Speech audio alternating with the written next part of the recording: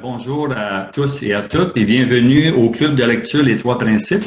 Alors, on prend une rencontre semaine pour partager sur un chapitre du livre de Jack Prensky, qui est Quelqu'un aurait dû nous le dire. Alors, on va tout simplement échanger sur le chapitre. Et je vous propose peut-être une ou deux questions en termes de réflexion pour lancer la conversation. La première, je les lance toutes les deux, comme ça vous donne plus de possibilités. Puis, une fois que c'est parti, c'est parti.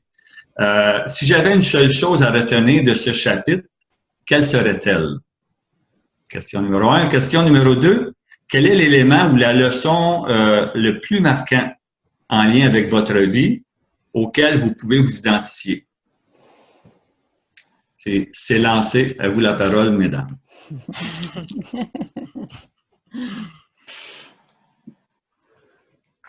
Alors, vu que je connaissais les questions, je peux peut-être... Tu veux commencer? Je peux commencer à regarder. Un élément qui est ressorti pour moi, c'est l'analogie des biscuits. Je ne sais pas si vous vous souvenez. Il a fallu que je le relire parce que pour saisir, pour bien le saisir. Mais ce que je réalise, c'est qu'une fois que le biscuit est cuit, il est brûlé. Et moi, ma tendance, c'est plutôt de dire, OK, qu'est-ce que je peux faire avec? Et là, je commence à analyser, je commence à ajouter. Et puis là, ben, ça devient plus embrouillé dans ma tête. Puis, fait que mon état n'est pas vraiment cohérent, puis c'est pas clair. Puis, fait que ce que je retiens, c'est justement, c'est il est brûlé. Et puis, c'est de juste regarder qu'il est brûlé. Puis, la possibilité, c'est de laisser aller, puis il va pouvoir en créer un autre de façon naturelle. C'est que cette sagesse-là, cette puissance-là va revenir. Je vais avoir de nouvelles pensées, de nouvelles idées. Puis je vais peut-être créer un biscuit qui est encore plus extraordinaire, de meilleur goût. Puis, fait que cette petite analogie-là, pour moi, elle m'a marqué. C'est quelque chose que je veux conserver, tu sais, en mémoire. Là. Puis quand je me sens comme ça sent le brûler, là, c'est parce que mon biscuit est en train de brûler, là, c'est wow. OK, on arrête tout ça, puis on laisse aller. Tu sais. C'est un des points qui m'a frappé. J'ai bien aimé l'analogie au biscuit aussi. Et en fait, ce que j'ai aimé aussi dans le chapitre, bon, il y a autre chose qui m'a...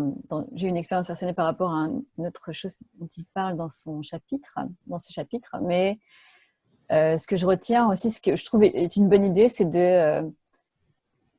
quand par exemple, donc, comme tu dis, quand le biscuit est brûlé, donc quand la pensée est déjà... la pensée est déjà formée, et quand on sait que c'est pas forcément... En fait, on n'est pas dans un bon état d'esprit, en fait, de ne pas agir à ce moment-là, je trouve ça vraiment important, en fait. De ne pas agir quand on est en colère ou... bon, il y a certains moments où on n'a pas forcément... Est-ce qu'on n'a pas forcément le choix, je me demande. On pense qu'on n'a pas le choix. Oui, voilà, c'est ça. C'est ce que j'étais en train de réfléchir, en train de me dire. Mais oui, donc, l'idée, en fait, c'est de ne pas agir sur ces pensées-là. Et ça, c'est important, je trouve. Ouais.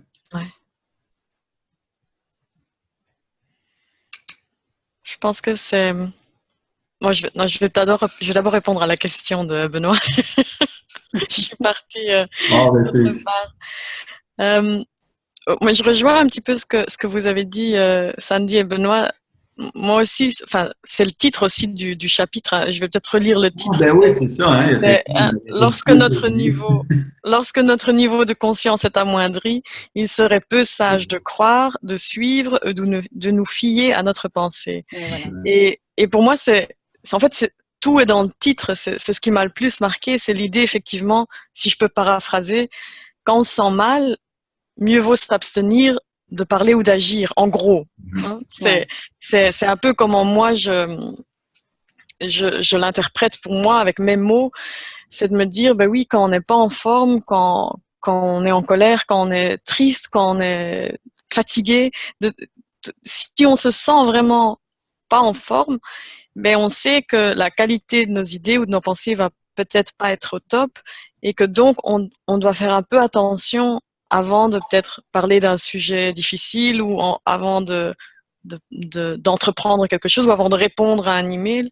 C'est l'idée de il y a un mini espace entre la pensée et l'action, et au plus on voit ce petit espace, au plus libre on est en fait, parce que c'est vrai que parfois, comme tu dis Sandy, on se demande si on a le choix, parce que on ressent la colère et on crie, et on se dit que c'est collé l'un à l'autre, et avec le temps, on peut peut-être apprendre à voir qu'il y a un mini espace entre les deux, et qu'on peut soit crier, soit ne pas crier, et qu'on a le choix finalement. Même si, je suis d'accord, hein, moi quand je sens vraiment la colère monter, parfois j'ai l'impression que ça m'engouffre et que je n'ai pas le choix. Mais quelque part, il y a une partie de moi qui se dit que j'ai quand même le choix, que je ne le vois ou pas, j'ai le choix. C'est juste que parfois je ne vois pas que j'ai le choix. Oui, c'est Et ce que je voulais dire... Oh, excuse-moi. Non, vas-y, pardon. Non, ce que je voulais dire par rapport à ça, c'est que c'est souvent ce qui aide le plus les gens en prison. Quand on parle aux gens en prison ou les gens qui ont un casier judiciaire ou qui ont fait des choses que la société n'accepte pas, quand on leur parle des 3 principes, ils disent « Ah, mais il fallait me le dire avant, que c'est pas parce qu'on pense quelque chose qu'il faut le faire. » Ça semble tout simple, mais c'est hyper important de savoir ça. C'est pas parce que la pensée nous passe par la tête, je vais le frapper, ou je vais le tuer, ou je vais prendre ça. C'est pas parce qu'on pense ça et que ça semble réel pour nous qu'on est obligé de passer à l'action. C'est hyper important. Oui.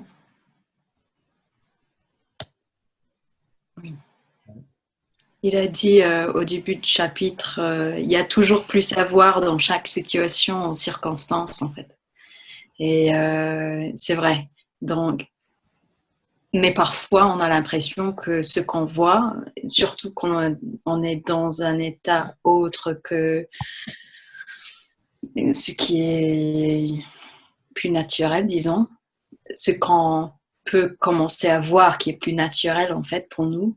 Mais quand on voit, quand on est plus intense peut-être, ou on le voit avec plus intensité, on a l'impression que c'est tout ce qui existe. Et toutes les possibilités sont là devant nous, on les voit, et c'est ça. Puis, c'est ça. Ouais. Et, mais c'est vrai que quand on commence à se rendre compte qu'on n'a pas toute l'histoire devant nous, on n'a pas toutes les possibilités devant nous, et peut-être il y a quelque chose qu'on n'a pas encore vu. On peut devenir curieuse, on peut devenir plus ouvert, mais parfois on veut pas. Quand on est dans cet état, parfois on n'a vraiment pas envie de voir autre chose. On a l'impression que c'est tout ce qui est important. C'est hyper important. Et ça, c'est quelque chose qui me dit dans l'instant souvent, ah, si c'est si important, c'est que quelque chose ne va pas. Et puis, de respirer et de ne pas agir tout de suite. C'est vrai que ça s'est arrêté beaucoup d'ennuis, beaucoup de choses au fur et à mesure. Ça a vraiment amélioré les relations entre moi et Vincent, par exemple. C'est assez impressionnant, en fait. J'écoutais ce matin une interview de Ankush Jain. Vous voyez qui c'est? Clarity Coach. Ouais. Il a interviewé... je ne vais pas me souvenir de son prénom. Je l'ai posté ce matin. Gabriela Maldonado Montana. Oui, exactement. Ouais. Et donc, il l'interviewe. En fait, elle racontait l'histoire en fait, avec son mari. Donc... toute l'histoire par rapport à leur rencontre, etc. Mais ce qui était intéressant, en fait, c'est de se dire en fait que le couple va super bien, mais il y a toujours des disputes et des choses comme ça, en fait. Il y a toujours pas mal de disputes. Et dans une des disputes, en fait, ce qui s'est passé, c'est ils avaient invité du monde un week-end, je crois que c'était pour le 4 juillet. Et il y avait du monde chez eux et son mari a dit quelque chose, elle était très énervée. Elle était super énervée. Et en fait, elle lui a dit tout de suite quelque chose. Tout de suite, elle lui a dit quelque chose et en fait, il n'a pas entendu. Il lui a dit « Pardon, chérie ?» Et puis elle a réfléchi et elle s'est dit « Non, je ne le répète pas. » Donc, elle a eu le choix. En fait, elle a eu le temps de voir ce qui s'est passé. Et donc, elle n'a pas répété parce que ce qu'elle a dit, en fait, n'était pas correct. C'était vraiment sous le coup de la colère, qui n'était pas justifié, etc. Ouais, c'est vrai. Ouais. Je trouvais ça vraiment sympa dans l'interview. J'ai exactement la même expérience, c'est génial. Oh, une seconde chance. C'est ça la seconde chance. Oui. Nous avons... Bonjour, Jasmine. Bonjour. Bon matin. Désolée pour le retard, les amis. Ici. Oh. Je vous interromps. Allez, continuez. Je vais...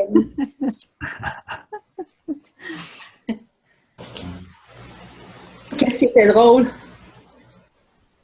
Qu'est-ce qui était drôle?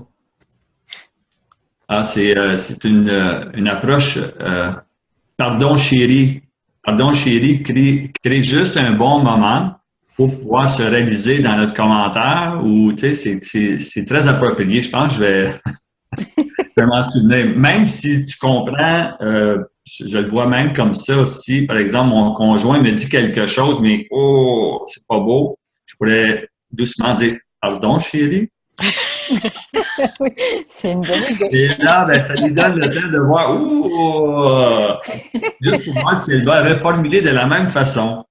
Alors, ça peut fonctionner dans les deux sens. Oui, exact.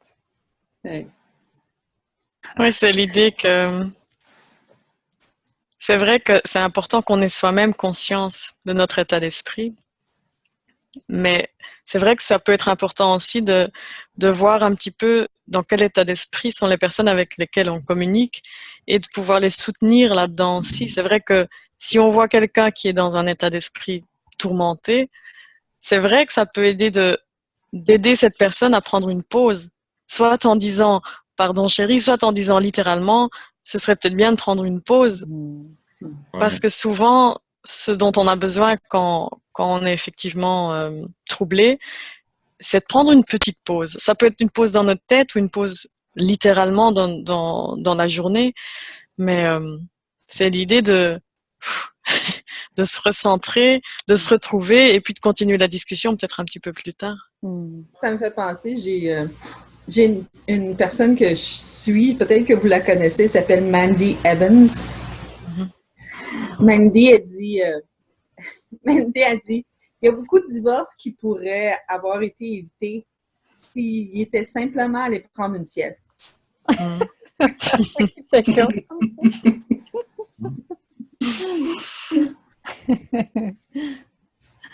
Moi, je trouve qu'il est, depuis que je connais les trois principes et plus j'avance dans la conversation, plus je trouve que c'est facile de voir chez les gens selon leur état d'esprit, leur humeur.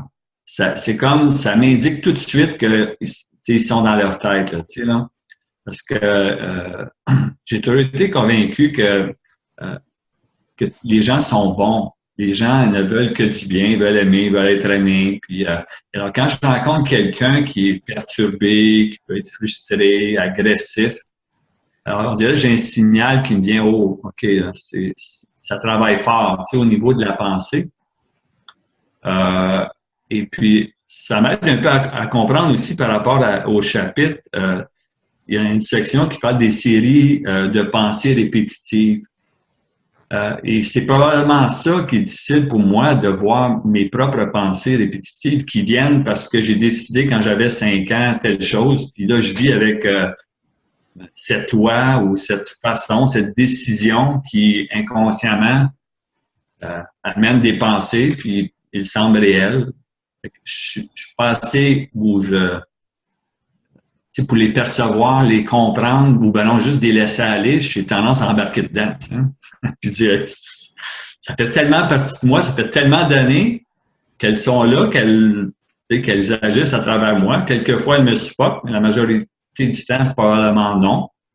Alors, fait que quand je vois des gens et que je vois qu'ils sont dans un état comme ça, surtout après la lecture du chapitre, je suis encore plus compréhensif parce que je réalise que moi-même, souvent, je me retrouve dans des états où est-ce que je suis rendu là, puis je me demande pourquoi. Puis quelquefois, ça va durer une bonne période avant que je m'en rende compte. Alors, fait que c'est pour ça, moi, j'aime bien l'humour. Fait que quand je suis avec des gens comme ça, je vais essayer d'amener un peu d'humour. Puis l'humour, quelquefois, c'est assez pour calmer un peu les esprits, changer l'idée, tout ça. J'ai trouvé ça intéressant, moi aussi, cette partie-là. Cette partie de pensée répétitive. Cette pensée qui vient tellement rapidement, qui est avec moi depuis tellement d'années, que je me rends même pas compte que je l'ai. Je trouve ça fascinant, honnêtement. Puis, j'avoue que j'ai tendance à essayer de trouver. Plutôt que laisser aller, là, je rentre dans ma tête.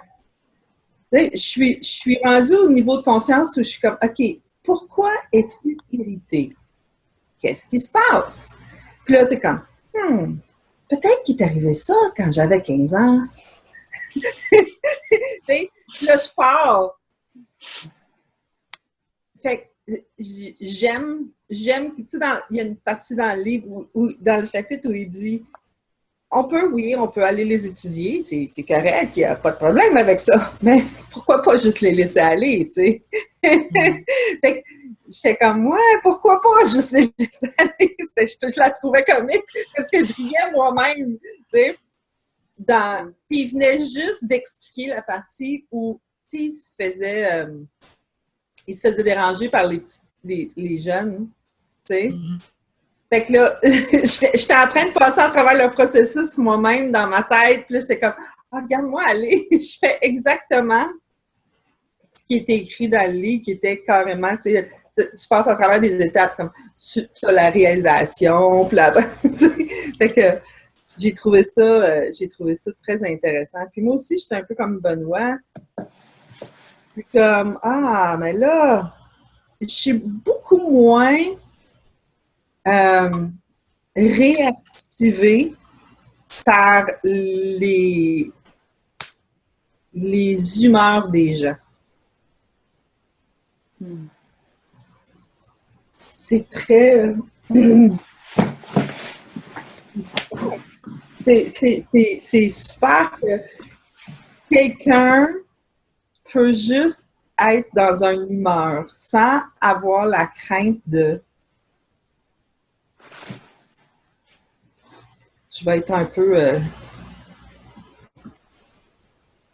pleine de moi, sans avoir la crainte de perdre ma présence. Parce que je sais que j'ai fait ça dans le passé. Fais attention à ce que tu dis, hein, parce que moi, je vais partir. Right? Fait que là, les gens étaient tous comme, OK, fais attention comment on est à l'entour de Jasmine. Tu sais? Fait que je trouve ça intéressant de ne plus avoir ça de présent dans mon monde, dans mon espace, dans comment j'interagis avec les gens. C'est autant plaisant pour eux qu'autant plaisant pour moi.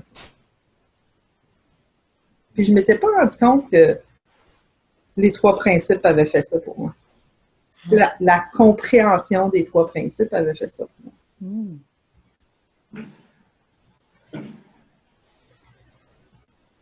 J'ai bien aimé aussi dans la partie dont tu parles avec Jack qui se fait dérangé par les petites filles dans la piscine. Et l'idée qu'il y a une échelle de niveau de conscience ou une échelle c'est une échelle qui indique à quelle distance on est de la santé et du bien-être. Donc on peut être plus loin de la santé et du bien-être, ou on peut être un peu plus proche, et puis on peut être en plein dedans et être vraiment pleinement dans notre santé et dans notre bien-être. Et j'aime bien cette idée qu'effectivement on bouge un peu sur cette échelle, et parfois on est plus loin et parfois on est plus proche. Et une autre chose qui me venait à l'esprit, c'est que parfois on se rend pas compte qu'on n'est pas tout à fait dans la santé, dans le bien-être, parce qu'on est dans un état qui est normal pour nous. Par exemple, c'est normal pour nous de toujours être un peu tendu. C'est devenu la norme, donc c'est devenu invisible. Donc on se dit, ben non, tout va bien, je vais bien, je suis dans mon bien-être. Mais en fait, on se rend pas compte qu'on est encore à une certaine distance, mais que c'est notre normal qui s'arrête là, or que la santé et le bien-être est peut-être là, et la rage est là, mais notre normal est quand même, ça semble normal pour nous, mais on est quand même encore éloigné de ce que ça pourrait être, en fait. Je pense que ça, je sais pas pourquoi ça m'est venu, je me suis dit, oui, en fait, parfois on pense que tout va bien, mais on se rend pas compte qu'on a tellement l'habitude de penser, enfin, on revient de nouveau sur les habitudes de pensée, on a tellement l'habitude de se faire du souci, par exemple, que si on a une journée normale et qu'on se fait du souci sur plein de choses, on se dit, bah, tout va bien, c'est une journée normale, je suis claire, tout va le mieux dans le meilleur des mondes. C'est un bon point. Je trouve que il y a cette tolérance-là que l'on accepte par rapport à nous, à notre état, même si on a les signaux qu'on peut être mieux, on peut être à un autre niveau. Moi, moi, j'étais un peu stressé, ça se lâche toujours les épaules, le cou.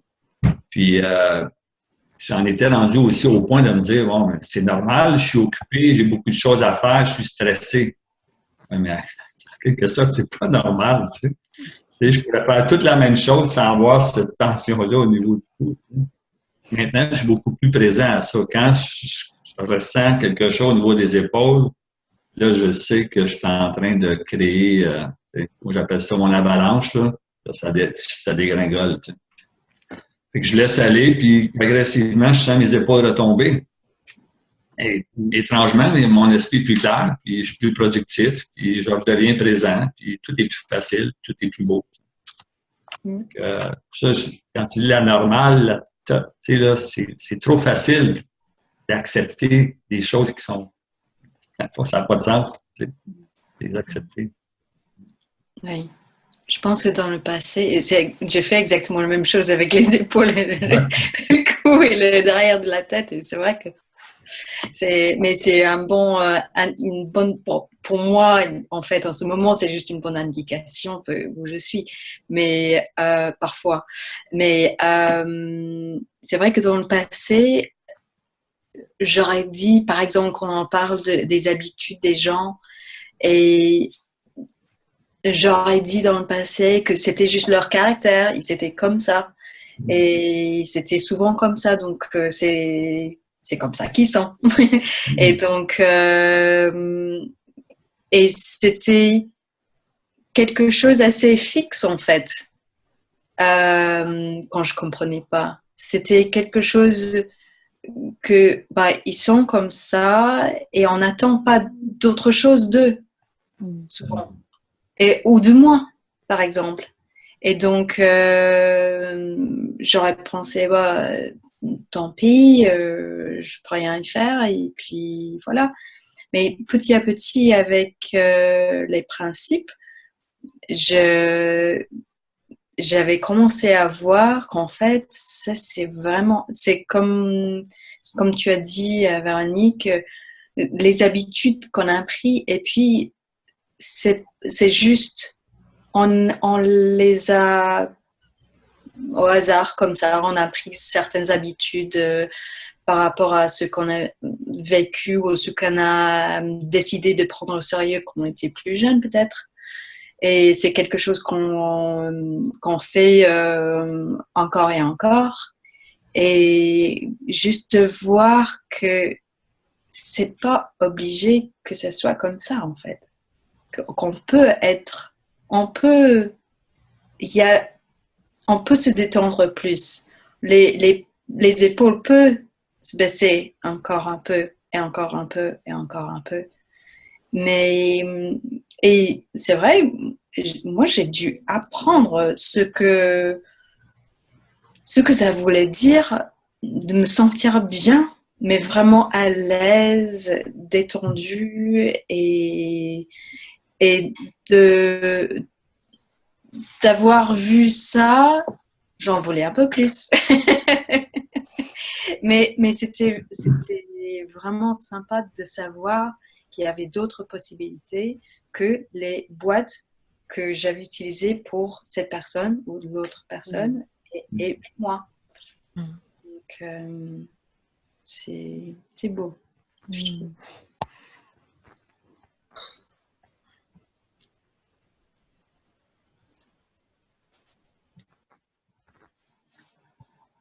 C'est vraiment un bon point que tu apportes, je trouve. C'est avant les 3 principes, comme toi, je mettais les gens en boîte, un peu comme toi. Tu sais, OK, cette personne est comme ça, celle-ci est comme ça. Tu sais, essayer de les mettre dans une catégorie, puis quand je les rencontre déjà avec toute cette perception qu'ils sont déjà comme ça. Alors, c'est très limité comme relation parce que ce que je devrais voir, c'est ce que ce que je crois, tu sais. Ça laisse pas beaucoup de place à découvrir la personne sous d'autres angles, tu sais. Ouais. C'est des réflexes qui sont tellement naturels, à moins qu'on en prenne conscience et qu'on se dit, OK. Puis surtout lorsqu'on voit que la personne est à propos de peut-être une décision qu'elle a prise lorsqu'elle avait 5 ans, ben là, tu sais, ça me fait sourire. Je me dis, OK, c'est juste une pensée, puis ça va passer, puis je vais retrouver la personne qui est vraiment là, réelle, là, tu sais, devant moi. Tu sais. Oui. C'est impressionnant. Je sais pas, mais juste d'avoir plus d'appréciation pour tout le monde en fait. Ça peut te remplir dans n'importe quel moment, je sais pas. C'est juste savoir qu'il y a beaucoup plus de possibilités, beaucoup plus à voir dans chaque personne aussi, dans chaque instant. Ouais, c'est comme si nous savons, on le sait. Eux le savent pas, mais nous, on le sait. Parce qu'on sait comment ça fonctionne. Fait que quand on regarde quelqu'un qui est dans sa tête, qui sait même pas son amour, on est plus amour à la source. C'est un plaisir de pouvoir les amener là, de leur montrer ça.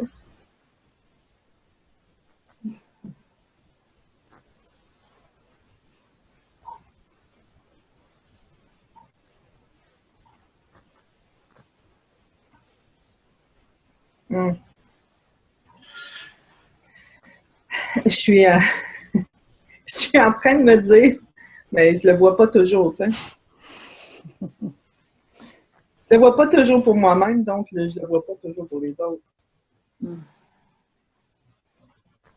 Là, je pense à quelqu'un présentement que je suis consciente qu'elle est tout le temps, elle est souvent dans sa tête. Et j'avoue que je la regarde quand t'es dans ta tête. Sors de ta tête. J'ai tendance à faire ça.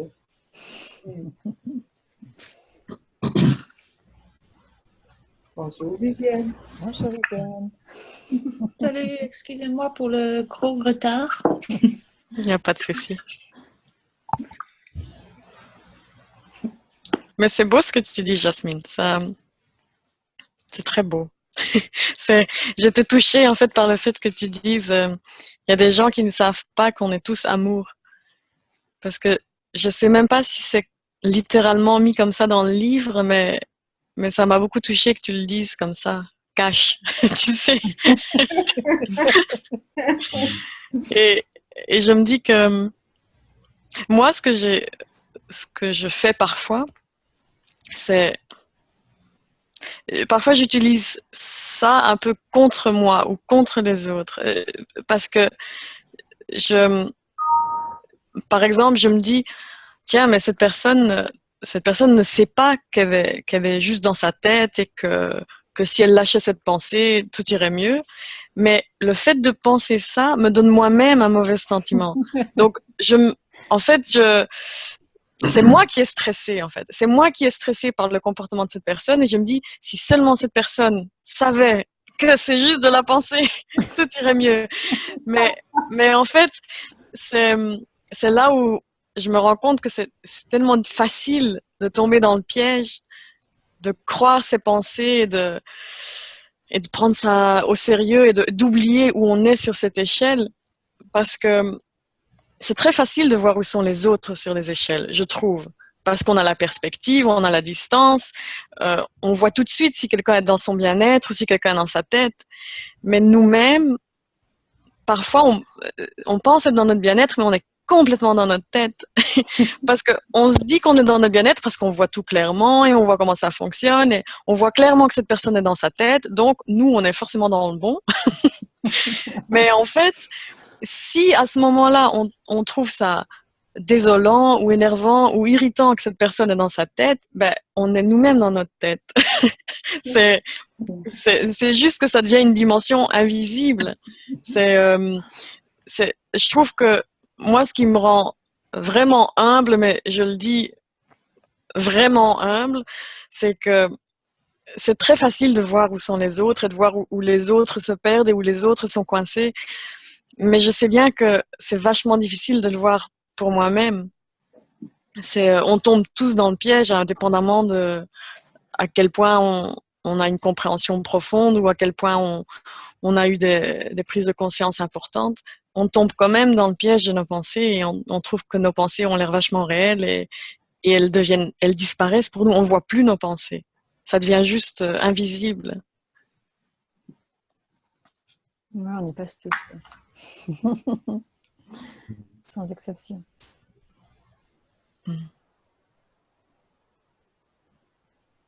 Ce qui me vient, c'est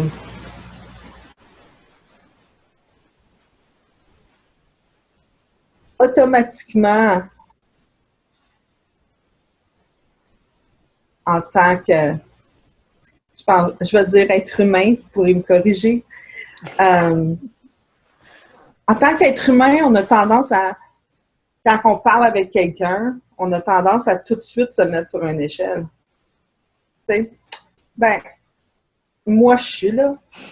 Et elle est là. Tu sais. Ou le contraire. Oui, le contraire. Quand j'ai rencontré Véronique était là.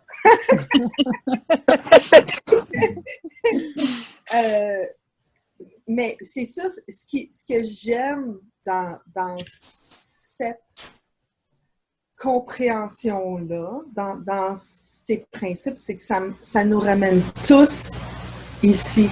Puis, inévitablement, je vais aller là, puis là, je vais faire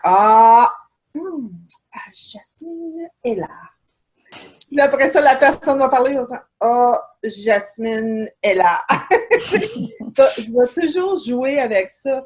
Et je pense plus en plus de temps à égalité que je trouve ça extraordinaire de parler avec des gens comme vous, que sans cette compréhension-là, vous seriez tous comme ping! Là, puis Jasmine fait allô, c'est juste une pensée, Jasmine. C'est ce qui est extraordinaire dans ce qu'on est en train d'explorer. Tu sais, je peux, je suis libre. C'est ça, je suis libre d'être et je veux que tout le monde soit libre d'être. Mm. Mm. Mm.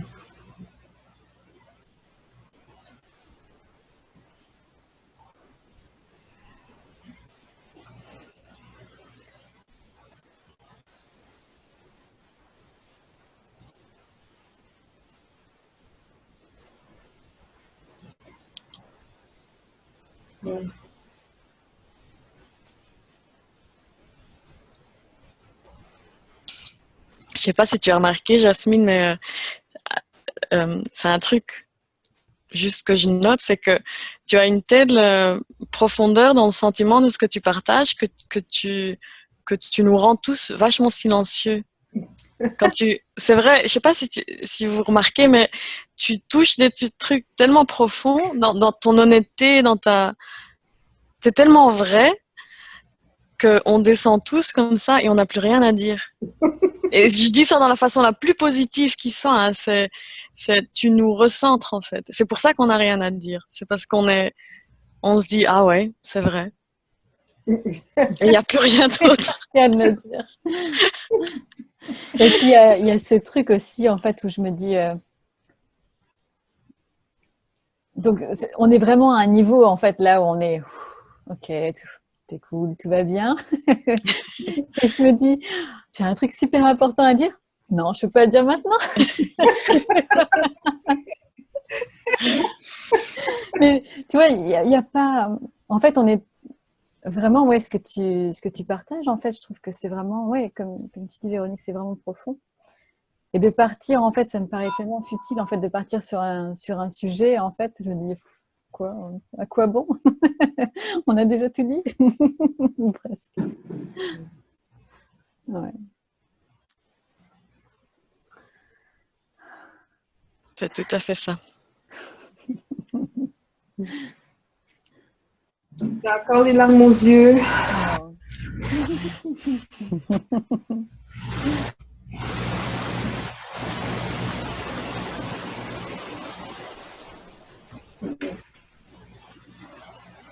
C'est ça le paradoxe de parler des trois principes, parce que on peut en parler pendant des heures et ça peut être très chouette, mais le moment où on comprend vraiment quelque chose, on n'a plus rien à dire. Parce que si on a, dans le moment où on touche vraiment à quelque chose d'essentiel, on se rend compte qu'on peut pas vraiment l'exprimer en mots, que c'est vraiment un sentiment et que c'est le sentiment qui compte finalement. Ce qu'on recherche tous, c'est d'être heureux, d'être serein, d'être bien dans notre peau. Et tout ça sont des choses qui viennent sans mots. Et les prises de conscience les plus profondes en ce qui concerne les trois principes, c'est ça, sont des choses qu'on ressent et on retombe dans cette espèce de calme et cette sérénité intérieure. Et tout à coup, ben on n'a pas grand-chose à dire en fait. C'est comme si on voulait demeurer dans ce moment-là, puis le fait de parler, d'en ajouter, c'est comme trop, c'est pas nécessaire. Ouais. Ça ajoute rien, il n'y a pas de valeur ajoutée, il n'y a rien. Alors, c'est juste au risque de créer la disparition de l'état où est-ce qu'on se retrouve. Tu sais. Vaut mieux être silencieux, d'en profiter.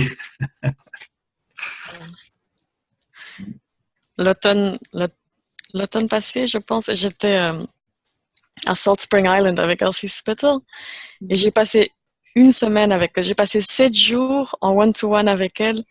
Mais c'était très drôle parce que les 2 premiers jours, on a parlé et après, on était juste tellement heureuses d'être juste ensemble qu'on n'avait pas envie de parler. Il n'y avait pas besoin, en fait. Il n'y avait rien qui semblait urgent ou important ou nécessaire. On était juste ensemble et on parlait pas énormément. On était juste contentes de passer du temps ensemble, en fait. Et ça peut paraître bizarre de payer pour passer une semaine avec quelqu'un et puis de pas avoir envie forcément de parler sans cesse et de tout explorer. Mais c'est ça l'essence, en fait, de ce qu'on essaye de faire passer aux gens, c'est que l'essentiel n'est pas dans les mots. L'essentiel, c'est de trouver ce sentiment en nous. Et c'est tout. C'est ça l'essentiel. L'essentiel, c'est pas de trouver les meilleures métaphores et d'en parler de façon super éloquente et d'avoir plein de mots géniaux pour tout décrire. On veut juste trouver en nous cette sérénité, ce bien-être et puis tout est dit.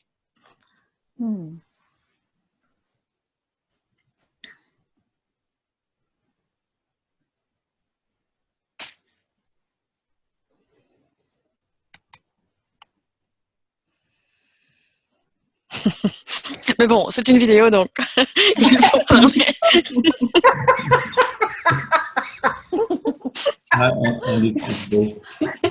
On remonte. Allez, je continue, j'enchaîne. Comment on casse le truc? Sandy, fais quelque chose. Allez, à moi.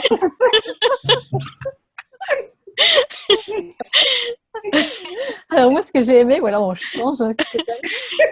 Enfin.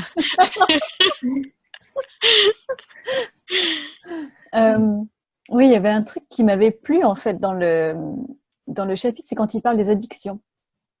J'ai trouvé ça vraiment sympa en fait parce que en fait on n'a pas on a tendance, alors on n'a pas tendance à croire, ça se dit, on n'a pas tendance à croire que, je sais pas si ça se dit, c'est pas grave. Oui, on n'a pas tendance à croire que en fait la pensée joue un rôle dans l'addiction. On se rend vraiment pas compte, on a l'impression que on est addict à la cigarette ou la nourriture ou des choses comme ça en fait, alors que c'est une habitude de pensée. J'ai envie de dire même on est c'est presque ça en fait, on est presque c'est l'addiction à la pensée en fait en quelque sorte. Et moi j'ai beaucoup souffert en fait quand j'étais jeune. Là, vous dites mais c'est pas si vieille. Mais non, c'est pas grave. J'ai beaucoup souffert avec les troubles alimentaires, en fait quand j'étais plus jeune. Donc je suis passée d'abord par l'anorexie, en fait ensuite j'étais vraiment accro, donc accro au régime. Donc en gros c'était vraiment accro, c'était accro à la nourriture en fait, mais j'étais tellement dans ma tête en fait par rapport à l'image que j'avais de moi que il fallait que je suive absolument régime après régime. C'était comme ça, il y avait je voyais rien d'autre en fait. J'étais vraiment accro à ça. Donc je prenais tous les magazines, j'épluchais tout pour trouver la moindre méthode en fait pour perdre du poids. Et en fait, ce qu'il explique aussi dans le livre en fait par rapport aux addictions, c'est que tant qu'on n'aura pas eu un changement en fait au niveau de la pensée, on peut faire un changement, on peut essayer de faire des cures ou je sais pas en fait comment on les appelle. Le changement se fera physiquement, on aura arrêté par exemple de prendre de la cigarette, ou on aura arrêté de manger pendant un temps, mais tant que la pensée n'a pas changé, comme c'est une habitude en fait, tant que la pensée n'a pas changé, on y reviendra nécessairement en fait, obligatoirement on va repasser par là. Et c'est ça en fait qui est dommage de pas voir ça en fait dans toutes les addictions en fait, c'est que la pensée joue son rôle en fait. Enfin c'est le rôle primordial en fait, je pense. Et la raison pour laquelle j'ai réussi à m'en sortir, c'est que j'ai eu une grosse prise de conscience. Je connaissais pas encore les principes, rien de tout ça. Et c'était il y a 15 ans. Et je me suis réveillée un jour en me disant mais c'est pas une vie ça. C'est pas une vie. C'est très profond et il n'y a que des trucs qui sont venus à la surface, mais c'était vraiment très profond. Le changement a été radical. Du jour au lendemain, j'ai arrêté en fait les régimes et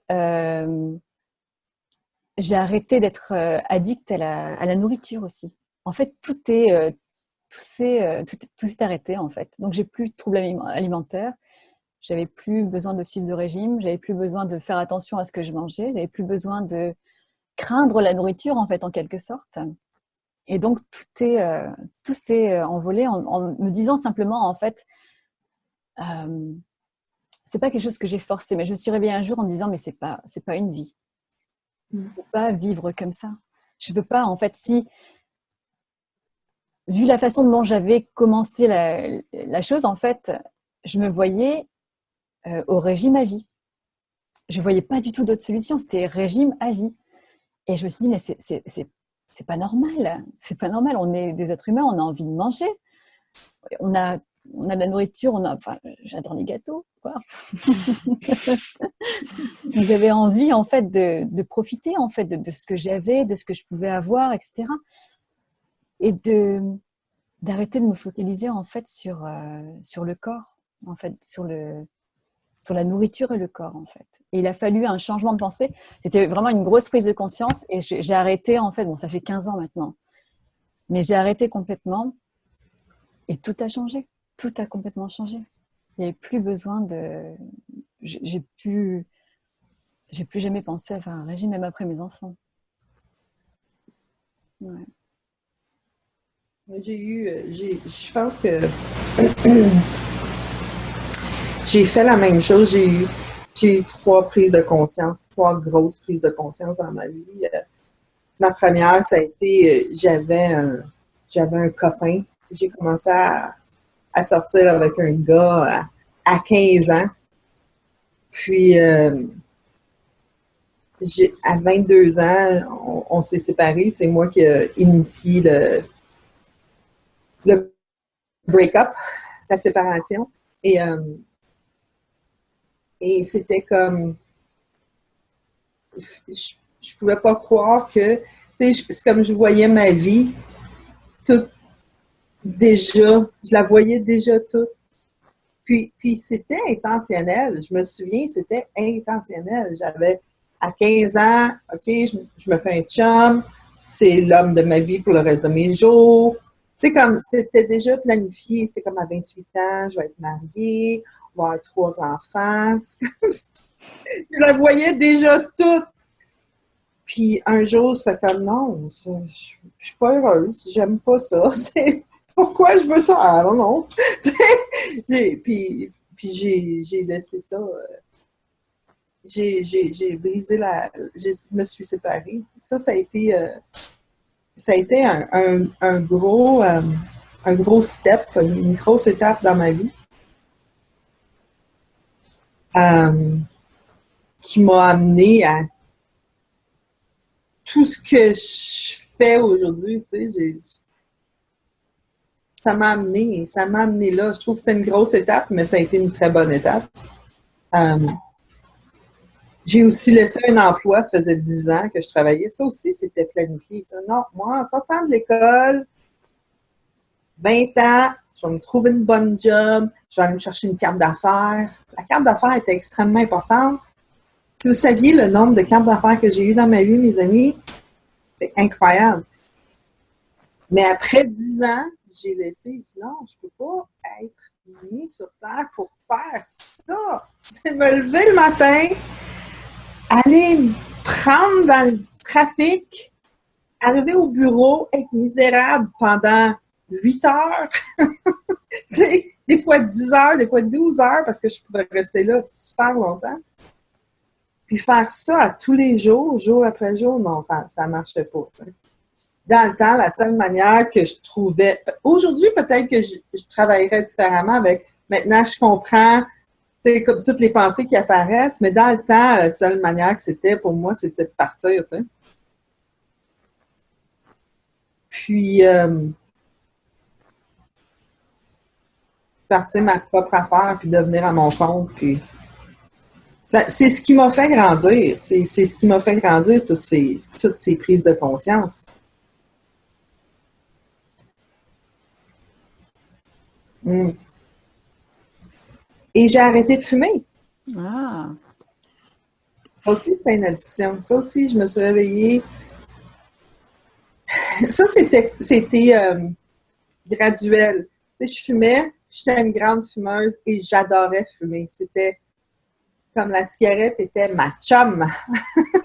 C'était comme, viens, on va aller prendre un petit café. Et on va aller lire le journal. Et on va écouter la TV. Tu sais, c'était comme, vraiment, c'était ma chum, tu sais. Et, à un moment donné, la pensée qui venait, je sais pas si c'est comme ça en Europe, là, mais ici au Québec, là, en 2000, ils ont commencé à mettre des photos sur les paquets de cigarettes.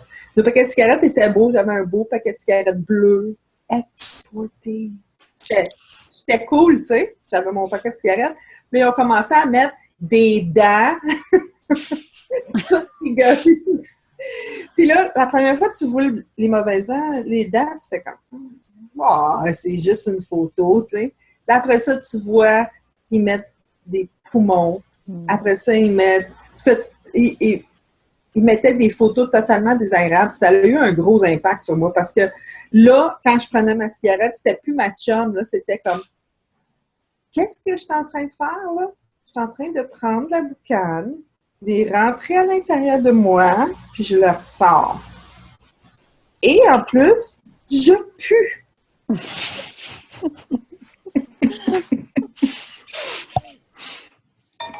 Mais ça a été comme, c'était rentré dans ma conscience. J'étais comme, non, j'étais plus capable. Pensée différente, expérience différente. Voilà. Je l'avais pas vu, mais oui.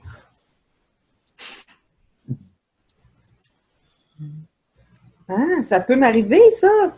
Wesh! Je les aime, mes dents. Oui. Mais qu'est-ce que j'ai trouvé intéressant dans cette section-là, c'est que justement, les gens deviennent dépendants à leur schème de pensée, leur. Puis ça, je l'avais pas vu. Tu sais, pour moi, c'est le souci. Moi, j'ai du souci sur tout, là, tu sais. Je peux m'inquiéter, là. Je peux m'inquiéter longtemps. Puis ça, c'est une habitude. Tu sais, la seconde que quelque chose arrive, une nouvelle pensée, oh, attends, faut que je m'inquiète. Attends une minute, là. Je devrais m'inquiéter sur quoi, là? Quelle partie? Et je vais en trouver, c'est sûr et certain, je vais en trouver.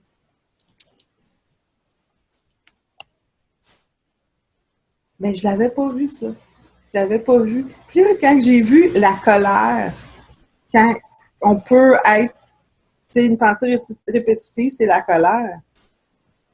Je suis comme, ah! Fait que, tu sais, là, j'ai pensé à papa.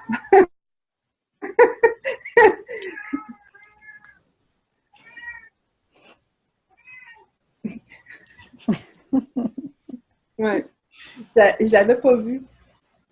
J'ai trouvé ça très intéressant de voir que une humeur pouvait être une habitude.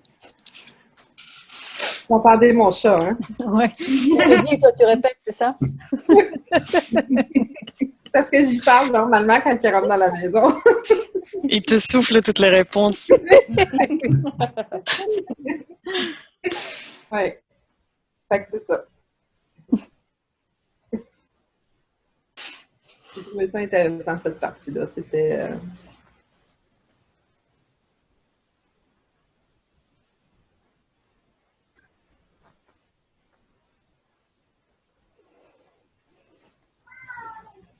Ah, hein. Je pense qu'on va laisser faire le chat la conclusion de la rencontre. Viens montrer ta face. Bonjour. Viens. Vas-tu venir? Ben oui, viens. Tu vois? Là, je vous présente Frankie.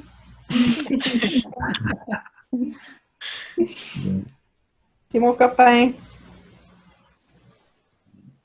Petit chaton. Alors, ça fait 1 heure. Je ne sais pas si vous êtes prêts pour conclure. S'il y en a qui ont des commentaires ou des réflexions avant qu'on mette fin à la rencontre. Non? Tout est beau? C'était bon. Un gros merci encore une fois. Ça a été très inspirant, très agréable. C'était un beau partage. Et puis, c'est un rendez-vous pour la semaine prochaine.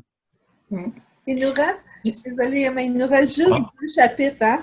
Puis là, ben, il faut qu'on en trouve un autre, hein? Je pourrais pas passer des semaines sans vous, là. On crée autre chose. Bon. On va trouver, il n'y a pas de souci. Oui. Et la semaine prochaine, je ne serai pas là parce que je vais être en Espagne avec Jack Pransky. Oh, Ah, génial. c'est bien ça. Donc, je vous verrai après ça. All right. Parfait. Okay. Bah, merci à vous tous. Bye. Merci Beaucoup. beaucoup. OK. Alors, bye. Au revoir. Au revoir. Bye.